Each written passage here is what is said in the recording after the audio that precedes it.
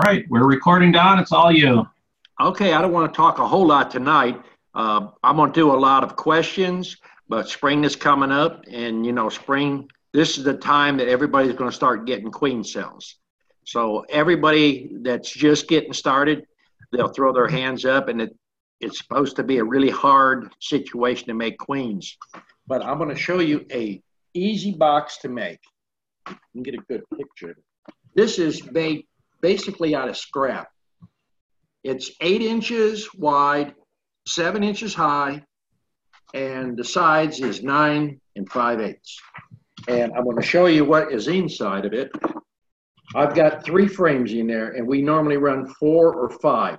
If you run an inside feeder, you're going to run 4 frames. Now, if you got comb that's already drawn out, here's a piece, and we call it waxing it in. You lay a frame. I got a frame here. I thought I had one that was empty. This one has got a starter strip in it, and it's been painted in. And when I mean painted, is you dip a paintbrush in the hot wax, and you turn your frame over, and you set your starter strip in here, and you paint along here. Now, every bit of these frames is scrap wood. They don't have to be fancy. And the thing about these, they're 6 1/4 deep. If you put 2 of these, back far enough you can see them, 2 of these together, that makes one standard medium frame. And the combination that we normally do is we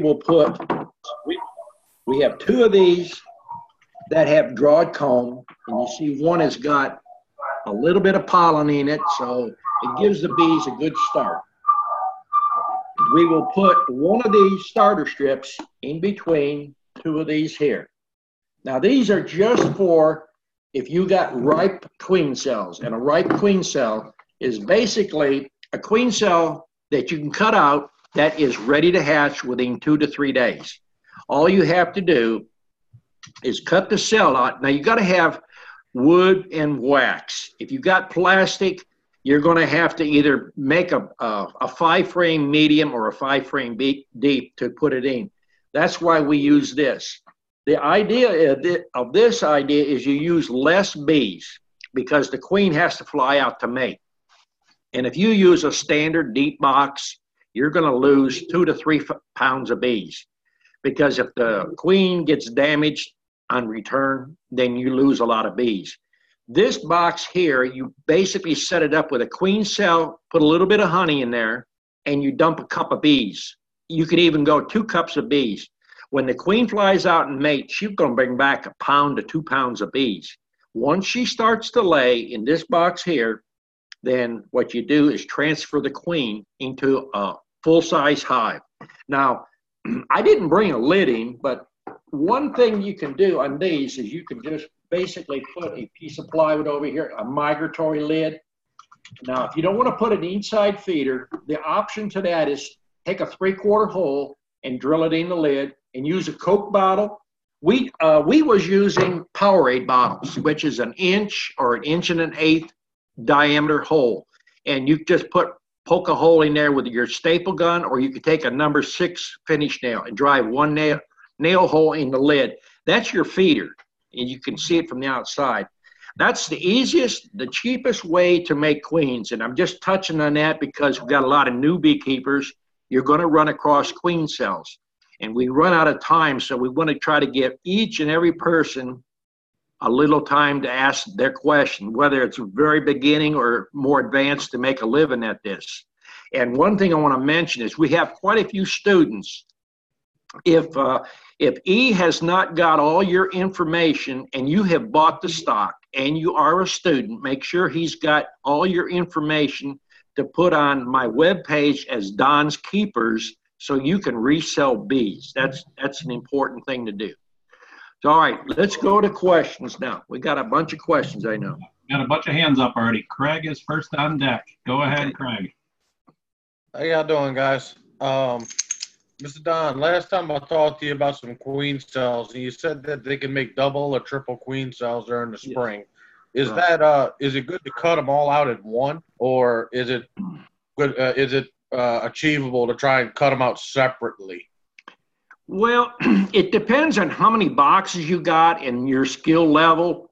If you're going to cut cells and try to divide them either as twins or triplets, and you try to do, it's very hard. Over the years, I found if they're that close together, just put them in as a unit and then just check them about every 15, 20 minutes. When one hatches out, then just move that whole cell. Or if it's already attached to the frame, you can move the whole frame. Okay. That's where you have to maintain them a lot. Yeah. And when you're making a split and you're feeding them, Yes. you recommend 2 to 1 or 3 to 1? Bees do better with more sugar. If you put them on a diet, they're not going to build as fast. Okay, so 3 to 1 would be best, I'm guessing? Mix it to where it's at least 2 to 1. I try to use a can of peaches as my reference point. When you open a can of peaches and you pour that syrup, that's what you want to try to duplicate. If you get it too much thinner, you're going to have a problem of fermenting on you and souring and give your bees diarrhea. Now, when we're talking about cells here, I want to mention we got 2 people coming up here going to be grafting. If you're in the area and you want to buy queen cells, we'll sell you 5, 10, 100, whatever you want to get. Just let us know ahead of time. And I'm going to post as an event our queen classes when we do our teaching of our queen grafting. Also, you need at least a year to 2 years experience if you want to do the AI, which is the artificial insemination. We don't teach right off the street with no experience. You need beekeeping experience because the grafting, if you got some beekeeping experience, we'll run you through the class. Okay, when you got a queen cell, how long can it stay outside of a hive when you're going yard to yard? What's a good hour, 15 minutes, you know? Well, it depends on the weather. If you're running air conditioning in your truck, you're going to have to watch. We normally take like a Cool Whip container. It's a one deal, and we put an old T-shirt in there, and we'll put 50 or 100 cells in there and just cover them with a T-shirt. That acts as a cushion. I have had moved out 200 and 300 in one of these portable incubators with an adapter to the cigarette lighter. But I find that most of the time, usually within an hour, you're good to go. Okay. And one last question. Last time we talked, you said you'd recommend me putting some holes, vent holes in my hives, being down here in New Orleans. Right. Fiberglass mesh would work for that? Or does it have to be metal? Well, I'll tell you the thing about the fiberglass mesh, which they use like window screens on some of the newer applications. Yeah. If the bees want to chew it out, they will chew it out. Now, if you're caging up nukes for movement, or if you're going to do a package or something like that, they will chew through that in an hour to 2 hours. But now for a ventilation hole, I doubt if they'll chew through it. It's basically to keep robbers out. We just buy, you can use metal screen wire from a house, but I like to use number 8 hardware cloth because if you use too fine a mesh, dust from the hive will clog it up. And the whole purpose is ventilation. Okay. No, number 8 hardware cloth. I'm just having trouble finding it. I mean, I could find it in a 100-foot roll for $300 or something like that, but I don't need that much. That's the way we usually buy it, 100-foot rolls. But you can find it a lot of places. My son has ordered it off of Amazon. They sell it in 25-foot rolls there. I'm going to have to try that. So as long as it's number 8 or below, but number 8's standard, really, huh? Right. You want a number 8. Okay. You could try Tractor Supply. They might have it. Ace Hardware does carry it, but it's expensive if you buy a small piece, like a 2-foot or a 3-foot piece. It runs pretty expensive. Okay. Well, I'll take a look at that. Thank you, sir. Mm-hmm. Okay. Ernest, you're up next. Go ahead. Yeah, good evening, everyone. Good evening. Good evening, Don. Good evening. Don, I have honeybees that are bringing in pollen down. I don't know where they're getting it. So could I supplement a little bit and give them a little pollen, or should I wait? I think right now everything is running early. If they're bringing in enough pollen, let them build a little bit. If you're going to feed a pollen substitute, I would feed it dry away from your hives. Keep it covered up. If you're going to do a patty, I would cut it in small pieces. You want them to consume it in 24 hours. If they don't consume enough of it, you're going to have an attractant for your hive beetles there. Okay, that's all I have right now. Just you might, if you want to feed it directly to the hive. I used to feed Mega Bee in a 55-gallon barrel. I used a dip. It was a cottage cheese container. I used that as a scoop. One scoop in the cottage cheese container to 55 gallons of syrup, and I mix it good, and I feed it that way. Yeah, I got that B Pro. Yeah. So I guess I'll mix some of that up. But right now, we got about 4 inches of snow and snowing like crazy. So the bees are certainly tucked in tonight. There is a lot of stuff coming in. And We then got henbit down here. Henbit is already 6 weeks early. Yeah. So I guess this got to play it by ear and see how they're working then, right? Where you at, where you got snow, I think I would hold off on the pollen personally, because if you get them to stimulate too much, you're going to expand the brood nest out, and then when you get that cold snap, you're going to lose a lot of bees. Okay. Okay, thank you. Okay. Okay, next up is Sheila. Go ahead, Sheila. Hi there. Hi. Hi. I'd like to know your thoughts on polystyrene hive. I'm thinking about investing and purchasing in one. And also, I have a cathedral hive. It's a top bar hive. And I did a poor job of managing the hive. So I'd like to take the bees out of that top bar hive and put them in a Langstroth hive.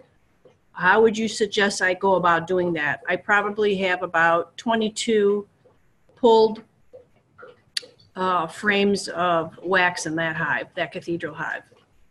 What I think I would do is let them get to the point where they're going to make queen cells, and then just move a frame or two and shake some of the bees with it and try to split it up that way. And then once your bees start hatching out, then I would change out your frames. As far as the plastic hives, I try to tell people, think about the woods. If it's not in the woods, don't use it.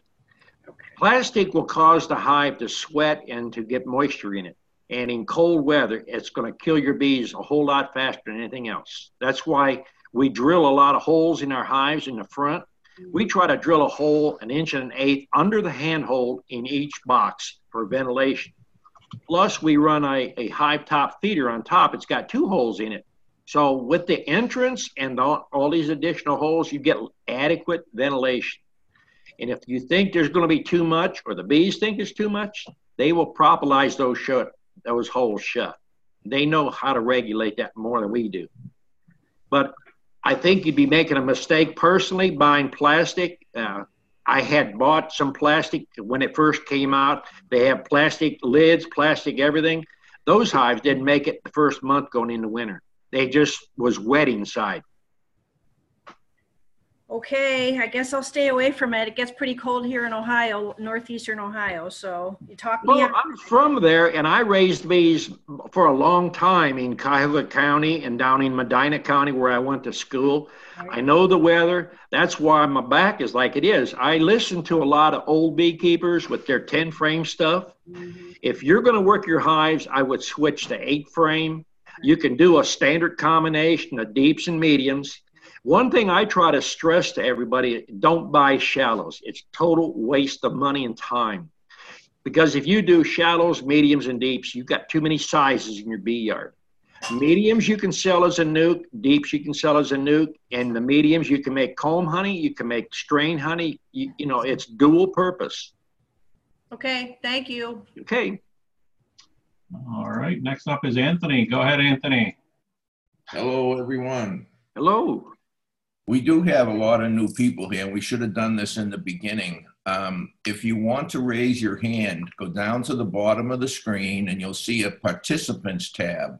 And you click on participants, and there's a radio button there. You can click on raise your hand, okay? And if you're calling in and you're having trouble doing that, or you can't ask a question, you can send your question to me or E, and we can ask it to Dawn for you, okay? And I only have one thing to say very quickly to Craig. I don't remember where I bought it. I live in Thailand. I can't find hardware cloth either. I can find every other size they make, but I can't find it. I think I got it from Brushy Mountain. It was either Brushy Mountain, Dayton, or Man Lake. I don't remember, but they sell it by the foot, and it's really cheap. You know, I bought 3 meters of it, 3 yards of it, so that's going to last me a long time. But check one of those big 3. They do sell it by the foot. You can just buy what you want, okay? All right, I appreciate it. That's what I need to know, because I'm looking at 100-foot rolls, and I'm not looking to spend a fortune on it. I'll have one roll the rest of my life. I hear you. So they'll sell it by the foot. Okay, there's many hands up. Go ahead. All righty. Next up is, oh, I got a lot of hands going here. Go ahead, Pat. You're up next. Who? You. Come on. Oh, hi, everybody. How are y'all? I had a response for Sheila with the top bar hive. I've got several of them. How long are your bars, Sheila? They're approximately 2 inches wide, And long? no, they're in a hexagonal design. Oh, so it's got the frame around it. Yes, and then there's 4 holes across the top of each frame so the bees can tunnel through. Okay. And that frame sits in the top of the bottom of my hive. Yeah, you're going to have a hard time transitioning them over unless you can take the frames apart at the bottom. And put the comb in a Langstroth frame. See, what happened is the bees, they didn't build the comb straight, and I didn't keep after it. So if I pull one frame out, it rips the frame of comb right next to it. And then I've got all this honey and all dead bees drowning in that honey in the bottom of my hive. Yeah, it can be a terrible mess. Yes. But what would be the easiest thing to do is to go through it and find your queen and cage her, and then take and get your Langstroth frames ready and have on the table and rubber bands and cut the wax out of your hexagon framework and rubber band it into the Langstroth hive. And once you've got all of the frames set up in the hive like you want it, release your queen into that. But catch her first, that way you know she's safe. And when you're moving the wax, make sure that you keep it in the same orientation, because the cells have a little bit of a tilt to them. And if you put it upside down, it causes a little bit of disruption for them. But it won't be any time at all before they've got it completely attached to the sides. It works very well. And for a medium frame, you need 3 rubber bands. And for a deep, it needs 4. But that's probably going to be the only way you're going to be able to get them out of that, because of the outer framework that's in those frames. It's probably the only way to get them out of there. Right. That's how I was thinking about doing it. But some of those combs are pretty wide, you know, in this top bar hive. I don't even know if they're going to fit in between a regular Langstroth frame. Yeah. Well, you may just need to cull what doesn't fit. Right. You may just move it down to a 5-frame nuke, if that's all that you had that's really good usable comb. And start it there, okay, and then move it into a bigger, a deep, okay. And if it's empty comb and you want to try and salvage some of the comb and there's no brood or honey in it, just take a knife and shave it down so that it's the depth that'll fit into the lang, because they'll go in and reshape the cells and get it all straightened out. In a few days, they'll clean up the loose honey, they'll reshape the cells and be ready to go. It doesn't really cause a lot of disruption. We've done it with cutouts from buildings and things where we've gone and gotten bees. And we've done it in my lang hives now. All of my lang bars, I mean, my top bars are 19 inches long. So I can take my bar and drop it into a lang box or back and forth. And so that's one thing that but yeah, I think that's probably going to be the only way you're going to be able to get the bees transferred over. But catch your queen first and put her aside so she's safe and you don't get too much honey on her and she doesn't get squished or lost in the shuffle. Okay, thank you. Thank you. All right, was that it from you, Pat? Okay. Yep. All right. Next up is Dale Jones. Go ahead, Dale. Hi, nice to meet you all. Hi, Dale. Yep, we can hear you. All right. I wish I'd have met Don a few $1,000s ago. I could have took classes for 6 weeks. Let me ask you a question, Don. It's going to be 59 here tomorrow. Low 55 tomorrow night, 70s all next week, of course, with rain. Can I clean my hives out tomorrow and change the boxes out? I would wait till the warmest part of the day and I would change them out. Have your other box, everything all ready. Get you an entrance reducer and put it in it. Have that all ready. And then set the box you're going to change out in the original place and put the old one on the ground. And then frame by frame. And then check right now for your beetles. Make sure you don't have no beetles in there. Check for cells. Because if your hive is doing pretty well, you're going to have cells this time of the year along the bottom bar, and sometimes they like to sneak them on the sidebar just a little bit. They'll hide them on you. Well, if I find one, it'll go in a nuke box with a cup of bees. Well, now, if you're taking the cup of bees work good on this mini nuke, so don't get me wrong. Now, if you have a standard hive and you got a queen cell on it, you're going to put it in a 5-frame box. And I would 5-frame nuke. Yeah, 5-frame deep box, and I'd put a frame of honey. I would shake you an extra frame of bees in it. Make sure the queen don't go in there with that cell, and then close it up for a day or two. Okay. Because it's not going to hurt them. It's going to have them reorient to wherever you move. And you don't have to take them down the road 2 miles. Yeah. We have hundreds of hives here, and we move them from one stand back 5 foot, or we'll move them on the same stand 8 foot the other way. So, well, when you check them, if so many's drifted out, you can shake some more in there. Well, no, once you close that box up, leave those bees in there. Okay. Because a lot of people, once they lose track of where that queen is running in the hive and they're busy moving a queen cell and they turn their head to look back, the queen seems to disappear. So make sure you know where the queen is when you move those cells. Okay.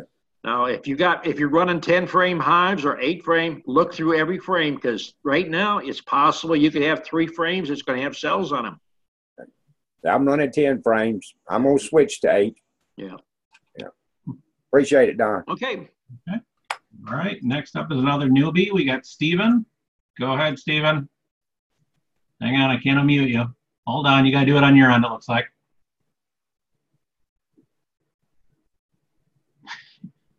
You should be able to click on the microphone. Oh, I think you just had it. Hold on. It keeps changing. Okay, we'll come back to Steven, I guess. I can't unmute him. All right, down to Bob. Go ahead, Bob. Hey, can you hear me? Yeah, we hear you. Okay, good.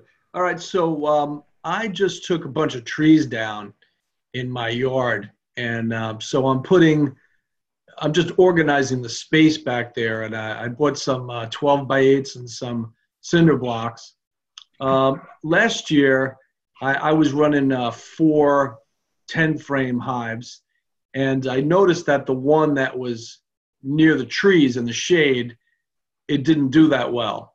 So before I set things up, I'm trying to understand if I were to.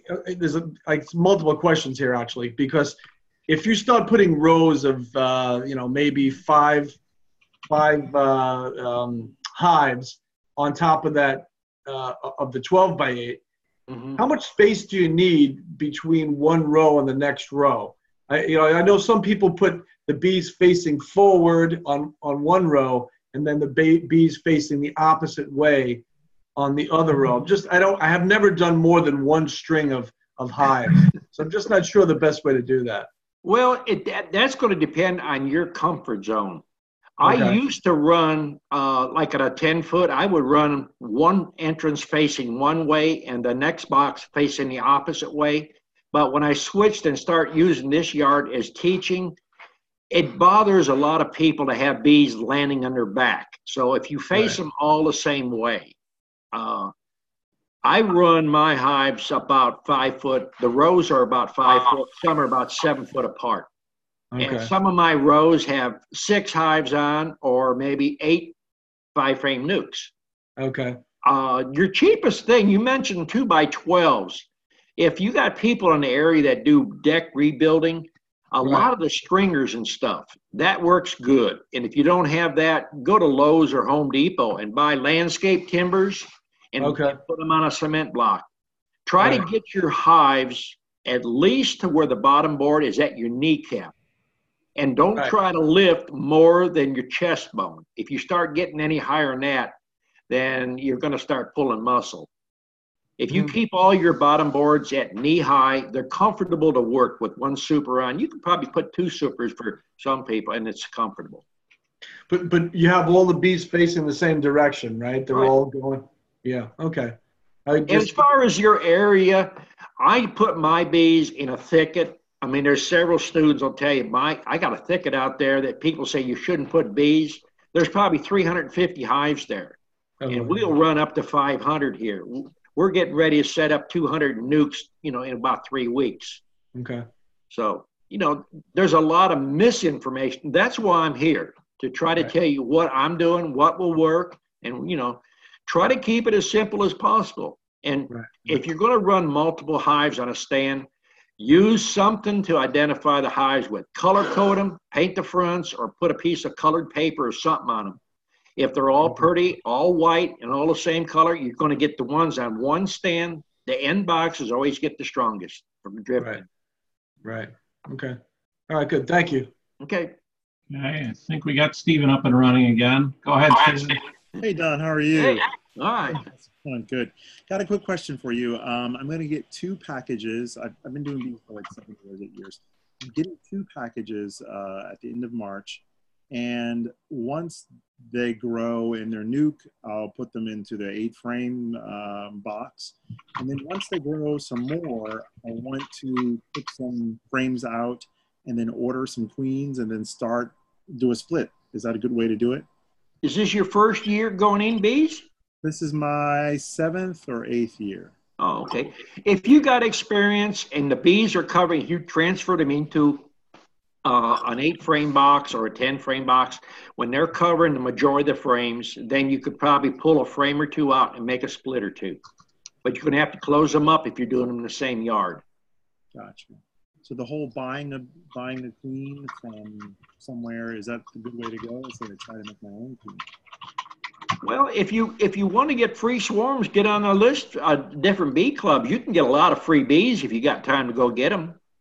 Gotcha. Call your county agent. You got to figure out how far you want to drive. If you want to drive an hour to an hour and a half, call everybody within an hour and a half of the surrounding counties. Call every pest control.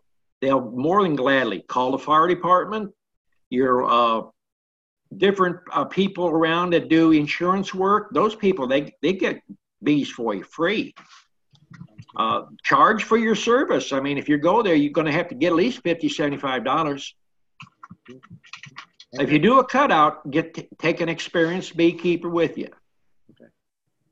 And why you mentioned you buying packages, it made my mind think right now people buying packages. And I stress to people, if you buy a nuke from somebody, if you buy a package, and this is how we do. If you come here to buy a package, we bump them down. We show you the queen is alive. We point it out to you. Now, if you buy a nuke from anybody, I don't care who you buy it from. If you are a little bit afraid of bees, put a bee suit on, put a veil on, have them open that box for you and show you the queen that's walking on the frames, not a caged queen. Look for sealed brood, look for open brood, look for pollen, look for honey. Those are the things you want. If you're a new beekeeper and you buy a nuke, I've seen it happen here over and over. You pull a nuke out with a frame or a frame and a half of bees and 2 solid frames of honey and their eyes light up. Oh, I want that. That's not doing you no good. Get brood. And as far as your packages, you just bought your packages, you better figure around 25 to 35 pounds of sugar to get that up and running. And that's what it's going to take to get it to run. Does that help answer your question? I think he got disconnected. Oh, maybe he got. Yeah. No, he's not at the end of the list. I don't know where he went. I think he got disconnected. Okay, then we will move over to Sheila. Okay. Go ahead. Hi. How many different types of Varroa treatment do you use, Don? I try to treat or teach a variety because we have some people that come that are purist. They don't want to put much of anything in a hive. But if you want to keep bees and you want to make a living at it, do what works. And oxalic acid is your cheapest and it's the most effective. If you want to dust your bees down 3-4 times a month with powdered sugar, it's a lot of maintenance to it. It's going to help. If you do that and do a lot of splits, keep making a brood cycle break, that helps. You have to figure out what you like to do. I'm going to teach people how to treat with oils. We use a lot of oils to treat, but the oxalic acid is your standby, and it's the cheapest overall. Right. I have a burner right now and I use the oxalic crystals, but if I use that 1 month, would you then suggest I try Mite Away quick strips the next month? Do I need to go try different forms of the treatment? Why would you feel that you would have to use Mite Away strips? I just want to make sure it's effective. I mean, I don't want, is there any way the mites will ever become immune to that oxalic acid? No. Your oxalic acid has got 100% kill. And don't just do one treatment in the spring, one treatment in the fall. If you're going to go into winter, you should have done at least 3 to 5 treatments from October to November. And in springtime, as soon as you're getting good flying on your bees, I would do them a treatment. Okay. You could go in there and you can do a alcohol roll in it, or you can do a sugar roll. I mean, to check to see what you got. If you got drone brood, take a toothpick, go in there and pull off caps of about 10, 12 of them and look for red freckles on your drone brood. That's going to show you. Okay. Don't be swapping from one to the other. There's especially people that just get started. They listen to too much stuff out there. Mm-hmm. And people are using Coumaphos and aspartame in there, and it's a poison, and it's actually going to embed in your wax and your honey. Okay. Oxalic acid is a natural occurring thing in vegetables, so it's not going to hurt you. Okay, I'll stick with that. Thank you. Yeah, it's a proven thing. It's been done in Europe for 40 years. It's just now getting caught on good over here in the United States because the big pest companies been keeping it out of here because you can treat a hive for a few pennies. And what away? Mite Away strips, they're about $5 a treatment on each hive or 10. Right. So you can do the math.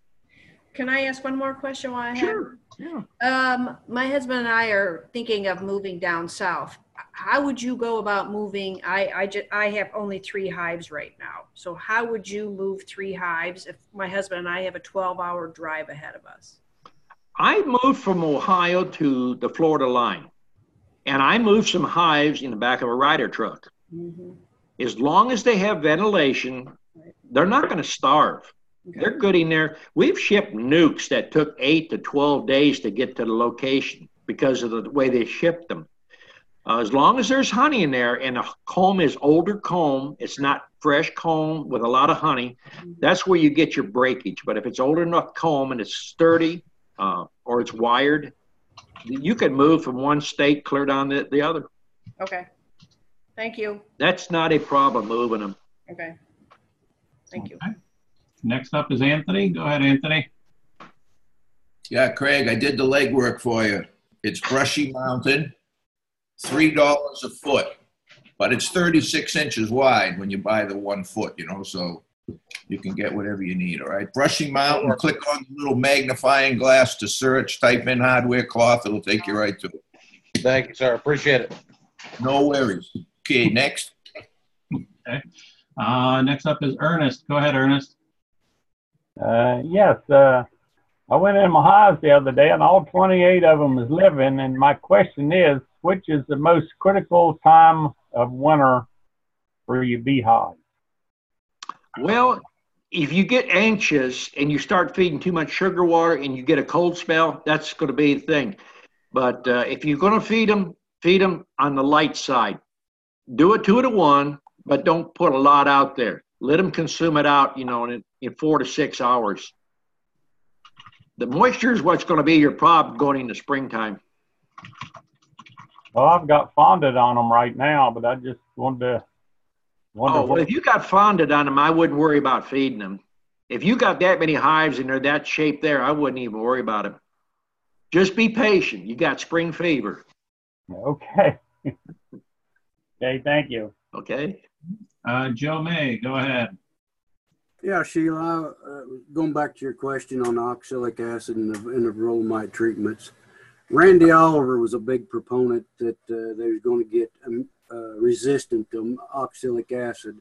Well, he's totally turned 180 degrees now. A university, and I forget which one it was, made a study, 2-year study.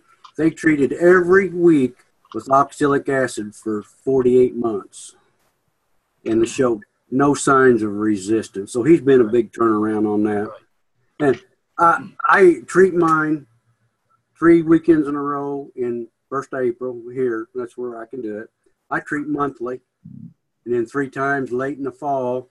And I had some dead outs this winter and I shipped them off just to have them tested, just see what they said.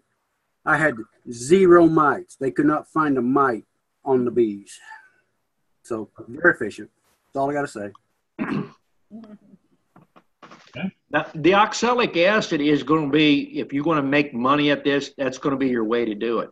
Now, I haven't had a chance to try my new gadget out, but it's the Provac 110, and you can do a hive in 30 seconds. So when you start doing an out yard that's got 75 or 80 hives in there, time is money. I've used the hand wand, and I do it here all the time because I'm teaching. And sometimes we use 2 hand wands because I have students doing in 2 different places. For a start, and until you get about 25 or 50 hives, I think I would use the hand wand, and you can't overuse it. And just what Joe said, I've done a video in a chat probably 2 to 3 years ago on that same subject. Can you overtreat oxalic acid? And I used to converse with by messenger with a fellow in Germany, and he said he tried to kill part of his hives by overtreating because that was the debate. If you treat too much, they get resistant, or the bees get it breaks them down too much. And he done part of them once a month, and then he had the other part of them. He had, I think, 50 hives to a location, and there was some of them he got down to where he was doing it weekly, and then he did it twice a week. But his findings on what he done, but he doesn't belong to a college, you just sharing information, is that once you do it 3 to 4 times, you don't have a mite problem. So you're just basically wasting your time. But the fact that he was trying to prove was that you cannot overtreat with oxalic acid, but you can undertreat. Okay. Joe, do you have something to add again? Yeah, Don, that 0 mite count, that come with the treating with the Provate. Yeah. Mm-hmm. It works really good. I've had real good results with it. That's all I got. Okay. Has everybody seen what that unit looks like? If you haven't, I'll reach back in the box and get it, and I'll show you what it looks like. Okay. Yeah, you want to show it off? We got some time. Okay, let me get it here.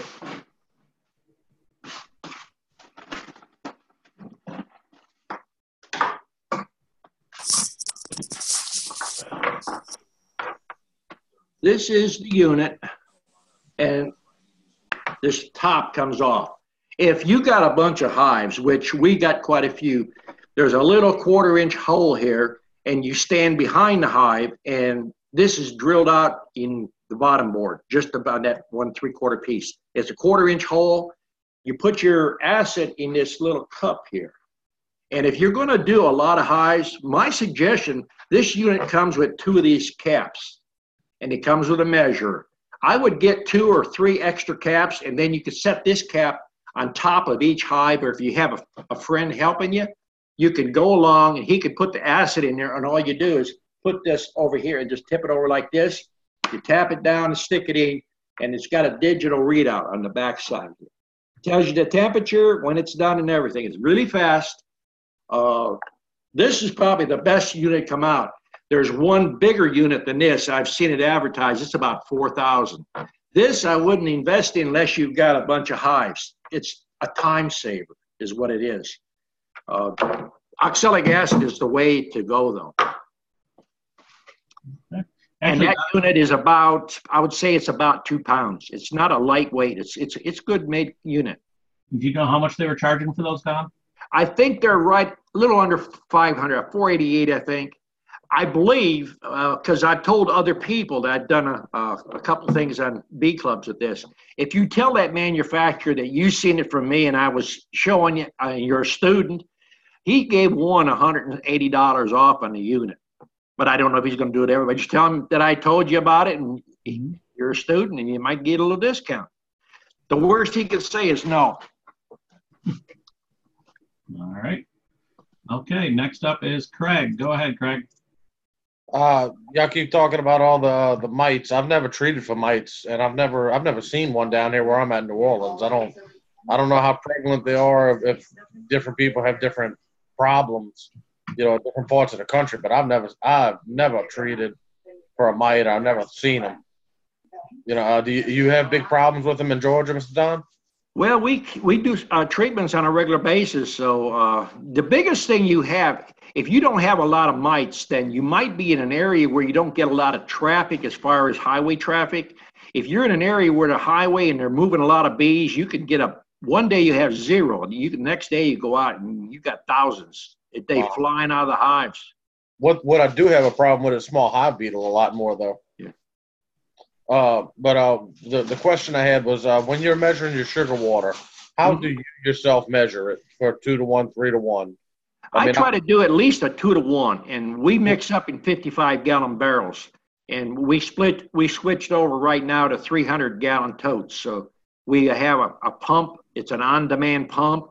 It's got a 100-foot hose on it. We can park at one side of the bee yard, and we could do 100 hives and move the other side of the bee yard and do another 100.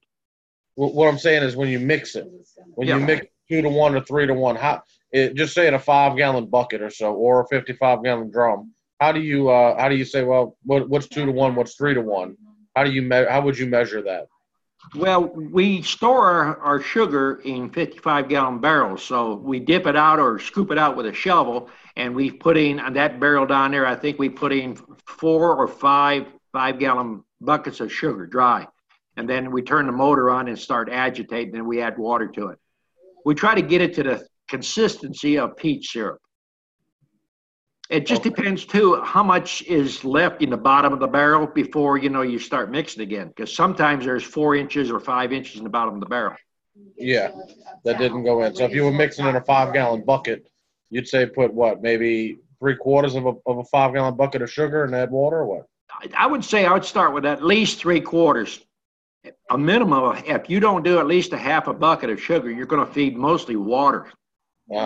So for 3/4 of a bucket would probably get you about a 3 to 1 ratio.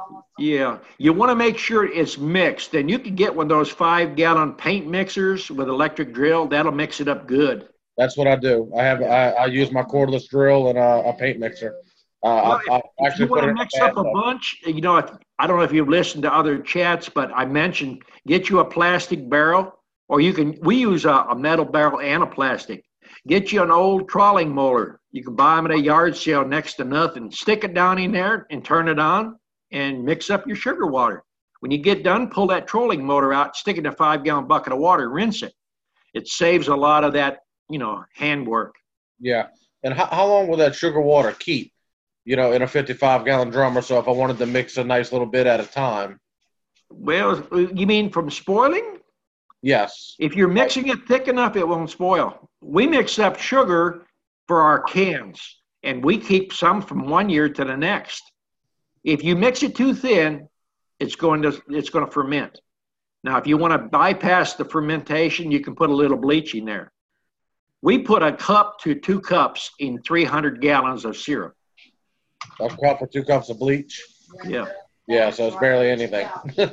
Well, you stop and think about a swimming pool, how much chlorine. It's a lot more in a swimming pool, and people the bees get in there and it don't kill them. Yeah. It keeps the mold from building up in the fermentation. Yeah, because the last time I mixed sugar water was maybe 20 gallons or so.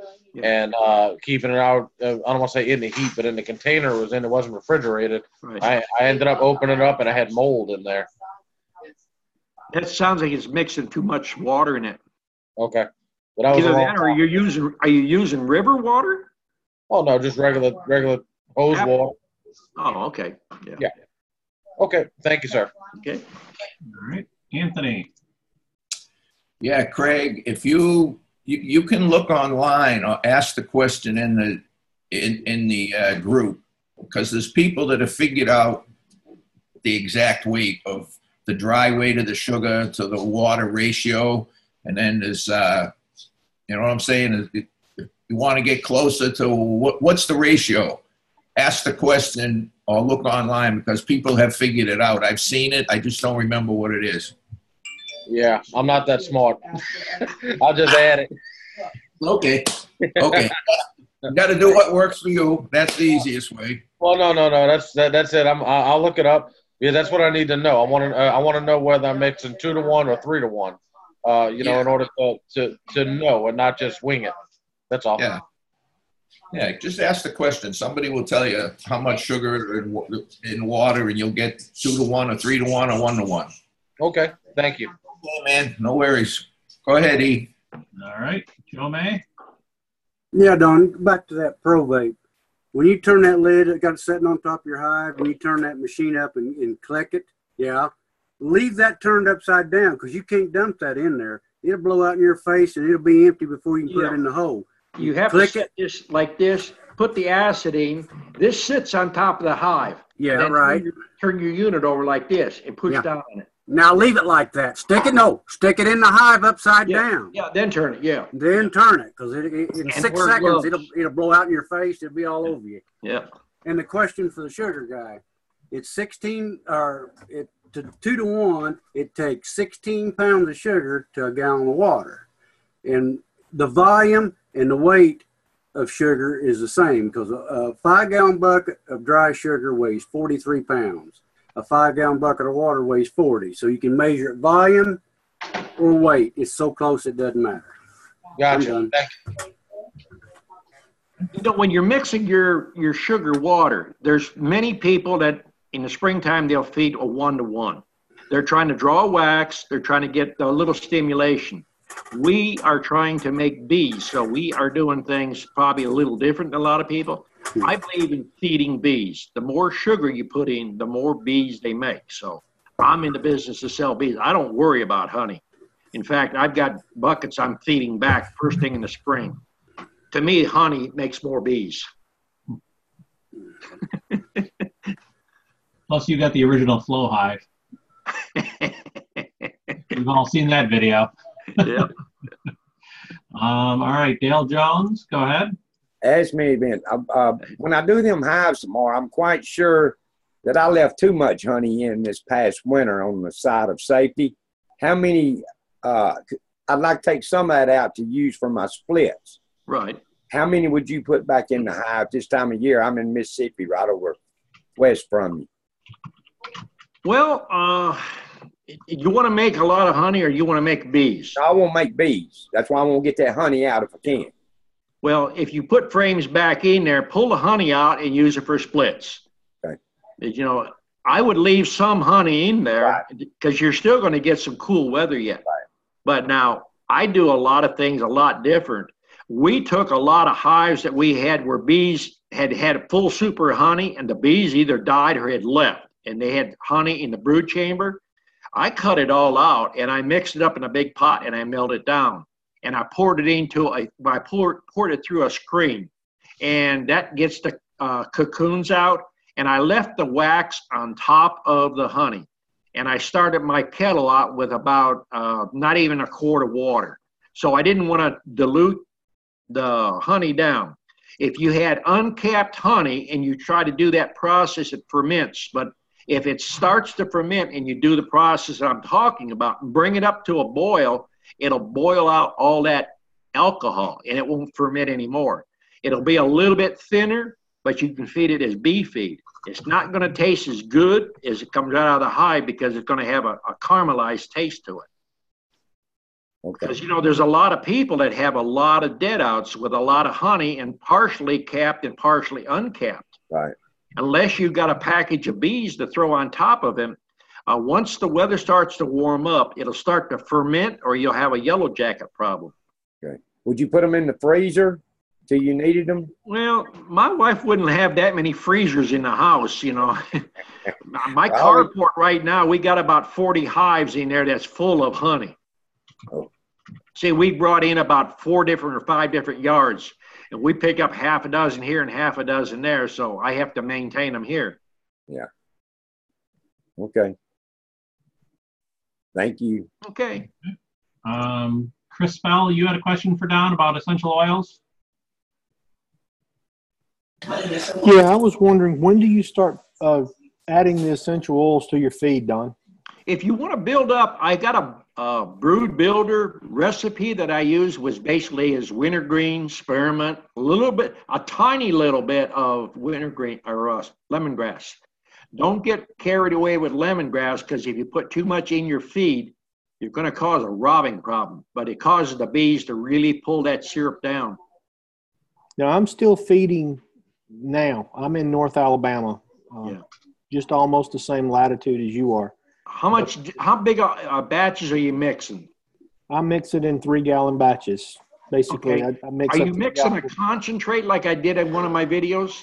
Well, I've never used the essential oils yet. I've not put it in my feed yet. Look at the videos I got on mixing up brood builder. It shows you and it tells you the exact amount. And Okay. I use a half-a-gallon canning jar, and it's got little lines on the side. So if you mix up the concentrate like I give the formula, each of those lines is almost a cup. And the cup will mix 1 gallon to 2 gallons of syrup. It's hard for me to break it down because we mix in 55-gallon barrels. So my recipes are a little stronger on some of it. And also, I put a little bit of tea tree oil in it too in the first go round. Thank you. Mm-hmm.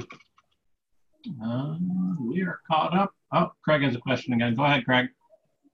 Yeah, when you were just saying about honey, it brought this to my mind. When I normally rob my hives, I just take it out frame by frame and I brush the bees off. I've never used Bee Go or anything else like that. But anyway, somebody told me to look into a blower and to blow, shoot them out the hive. I've seen it done, but it's like that doesn't look like it's too good. But does that kill them? It's not going to kill them. It's going to me, agitate them. Yeah. I'm basically I don't believe in a bee brush. The only time we use a bee brush is when we're working with our queen cells. So we don't want to shake the larvae when we're getting ready to graft. But what I'm doing is I hold my fingers around good and tight on the ears of the top bar, and I give them a good snap or two, and it knocks almost all the bees off. And then if you have a few stragglers, I usually work all my hives with take a lid, turn it upside down, put a deep box in a wheelbarrow, put a lid on top of it. And if I go to one hive and I got one frame in there sealed, I'll pull it out, set it in there and keep it covered. Go to the next hive, do the same thing. And as I pull the frames out, I replace them with either extracted ones or with new comb. That's the way I do it. That's the way I do it too. But I wasn't. Yeah, when we get a stack of them, then we extract, or the students will extract for me. Yeah. Well, I'm just trying to save a little bit of time. I wasn't sure if it would be better to get the Bee Go or try invest in a blower. I don't like to use Bee Go because it seems that the smell hangs in those frames. That's what I would think. Yeah, and you get it in your clothes. It don't come out very easy. Okay. Thank you, sir. Okay. Okay. Chris, go ahead. I wanted to ask a question. Someone mentioned earlier about treating with the acid, which I currently I do that also. Right. But they said they treated monthly. And how do you do that with the super zone during the summertime? Oxalic acid won't hurt honey. Now, oxalic acid is a good form to kill mites. Yes. Commercial people use like a bug sprayer. They pump it up and they spray it liquid. That's basically going back to a dribble method. Now that will kill open brood. It'll also contaminate honey. That I don't like to do. Vapors won't hurt nothing. Okay. Thank you. Okay. Okay, we got Stephen back again. Hey, Don, sorry about that earlier. I bought a frame once from Kelly Bees, and it was like a top bar frame, so to say. The frame on the bottom of the top of the bar, you would paint it with wax, and then the bees would draw on it. how do you compare that to getting a strip or using the full foundation? Well, basically what that is, it's supposed to be a foundationless frame. Yeah. I like to basically, if you want to do basically the same thing, you can use a paint stirrer, or you could take a wedge and turn it sideways and just staple it in there. I like to put at least an inch to an inch and a half starter strip. But we're starting out a lot of packages. We're going with full sheets, and we make our own wax here. So it doesn't compare to the wax you're going to buy at any bee supply house. Wax is rated sheets per pound. And on deeps, they rate it at 7.5 to 8 sheets to the pound. I'm setting my mill and is running 4.5 to 5 sheets to the pound. And when you pick my sheets up, you look at it, first thing goes in your mind, that's plastic, until you get to looking at it and bend it. Is it better to have thicker sheets? I think it is. It's the thicker sheets, if you get hot weather coming in and they haven't drawn it out, it's got the backbone to stand up. If you get sheets that some of the bee supply houses, now there's a couple bee supply houses that's selling small cell that's rated about 9.5, 10 sheets to the pound. And if you don't wire it or use fishing line for reinforcing, if you get a little bit of warm weather or a bunch of bees from a package hanging on it, it'll actually pull out or break or bend over. And there ain't nothing worse than a hive that you got 3 frames leaning up against one another. Thank you, Don. Okay. Okay, let's see. We have one question, couldn't get online. Where does this question go? Paul wants to know, if he buys your queens, will that mean will eventually have your strain of bees? Well, if the buying of drones even, you got 52% in a mating, because people will buy drones. They want a package of nothing but drones because they raise queens. It's not going to give you a good thing. The best thing to do if you want to sell my bees, buy 25 nukes or 25 packages and maintain it and keep to it. Then you can basically sell them as, my bees. But there's nobody out there going to be able to buy 10 queens and use their stock and breed to that, because you only got half of the key. And if they mate with something that's weird down the road, you don't have my bees. Okay. All right, Chris, go ahead. Hey, so I've got your DIY package with all the components, anyway, the treatment frames. How many do you put per hive? Do you put one per deep, one per super? Or how many per hive? The one that's designed as a treatment frame, that you only need one frame, and you put it one frame into the outside of a hive. For the entire hive? For the entire hive. Okay. Those are designed for if you want to treat for trachea mites, you can drop menthol crystals in there. You could probably put the oxalic acid in there and let it vaporize, but it's a slower deal. Okay, thank you. Mm-hmm. Okay, Ken, go ahead. Hey, everyone. Hey. I guess it's working. I don't see myself, but that's cool. Don't need to. The Varroa mites. Yeah, I have never checked for them. I've been in this for about 3 to 4 years. My first hive died out, so I don't like to consider that my first year because it was kind of ugly. But, yeah, I've been, people ask me, how many hives do you have? I always, tell them what I came out of the winter with. That's the only count I can really use, going into winter. Who knows what you're going to come out with. But right now I'm up to 10 hives, and I hadn't checked them at the beginning of the season yet. Today we had a beautiful day, but tomorrow's going to be raining, the next day cold. So my question is when I open up these hives, I want to check for Varroa mites. I've never done it. I want to use a sugar roll and, do the powdered sugar on the plate, wet it down, and, see what we come up with. And what's your count ratio on it, you figure, before you start treating? Well, that's one thing you caught me on, because I have never, ever done a mite count. We look for signs. If you got shriveled wings, we stay on our treatments enough that we don't have that. Now, I have had students come here and actually do a mite count with one of those boards they stick in there, and you can make your own board even. Take a piece of poster paper and take PAM and spray it with PAM. But they had the one with the grid system on it. And a 24-hour count. Some of them had, on some hives had 3 to 5, and there was some at 8 to 10. I mean, it would vary all over. Okay. To do a mite count with a sugar roll, I would say find your queen. Make sure you know where that queen is, and set a little cannon jar up against the frame and just brush off some bees in it, and just take it and put the powdered sugar in it and do it. And then there's another way you can do it with the alcohol. But if your hive is healthy, I mean, you don't really have that problem. Look for drone comb. Check your drone comb. That is going to be your key right there. Is it? Yeah. If you got drones that's capped off in there, pull out some and check it with a toothpick. Yeah, when I go into these, me and my wife, we do this, and you'd have a ball laughing at us. Our bees are not stingless, by the way, and yeah, I would love to buy some of your queens and mate They're them not with really ours. stingless. It's the management techniques. It really is what it is. That all started a long time ago, and people carry on the tradition. It's really cute, yeah, but you're a lot braver than I am. I do heat and air during the day, and I got a mask up. I just can't go in with my face all stung up the next day, and they would definitely eat me alive. I'm really interested in I did my first split last fall. I'm very proud of myself. I came across a queen cell, grabbed it out, and, look.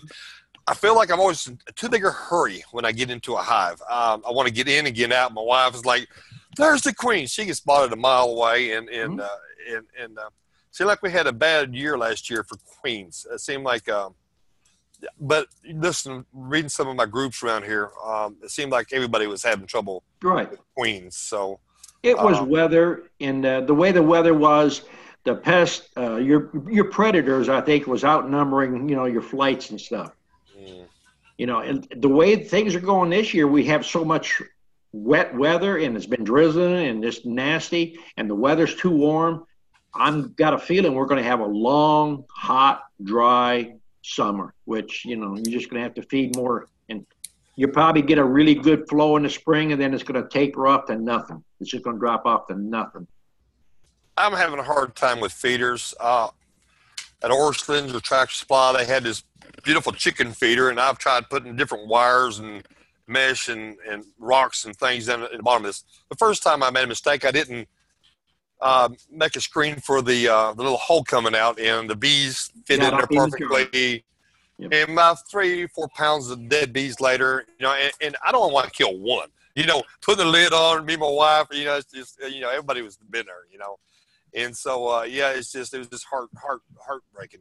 The one thing I've learned, though, if you catch them, if you drown them quick enough, I pour them out, spread them out, let them, they kind of seem to dry out, and they're not dead, immediately. So they'll clean each other. One thing you might check into is you're going to have to feed bees one way or the other. Okay. Now, if you're going to use a Boardman feeder, if you buy the Boardman feeder, change the lid out first thing, because they have rows and rows of holes.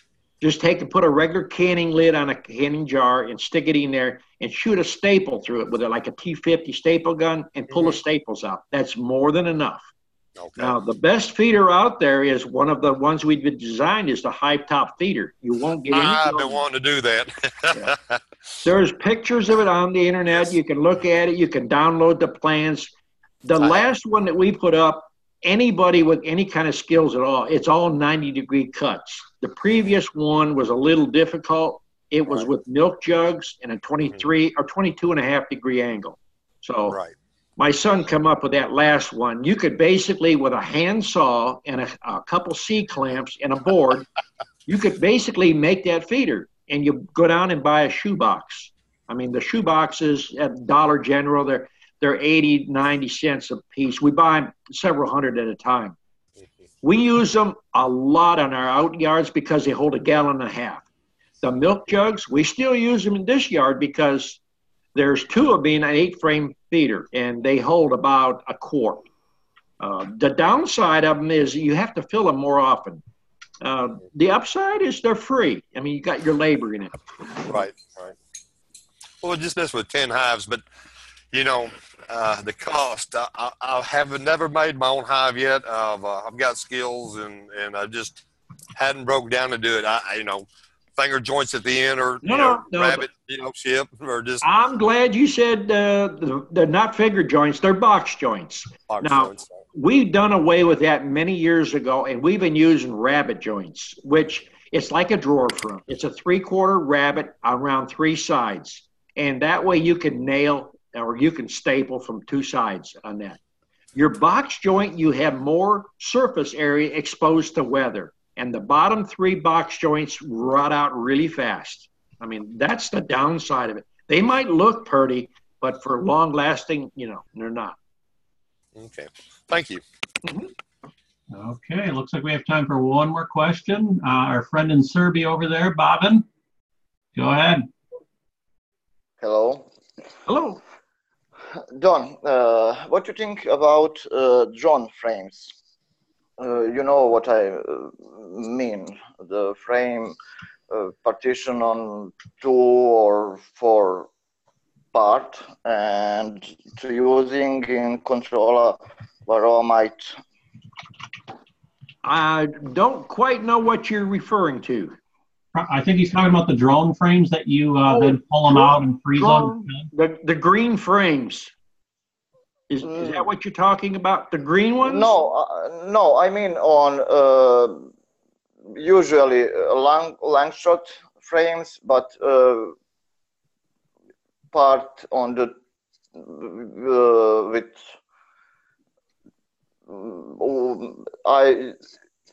the part on the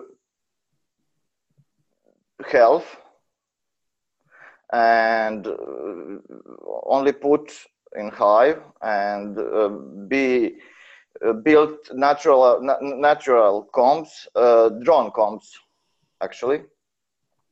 Okay, I think what you're saying is a frame that you put a starter strip in it, not a full sheet of wax. And then if they're drawing the drone comb. Yeah, yeah, and that's good. You used for control might also. Right. Yeah. Yeah. What is your opinion about using that frame? It's a good way when you don't have a lot of hives, but when you're doing a lot of hives, you have to have a lot of drone. Yeah, I think on hobby beekeeper and sideliner beekeeper, right. Not. You have to do what you're going to do, what works for you in your area.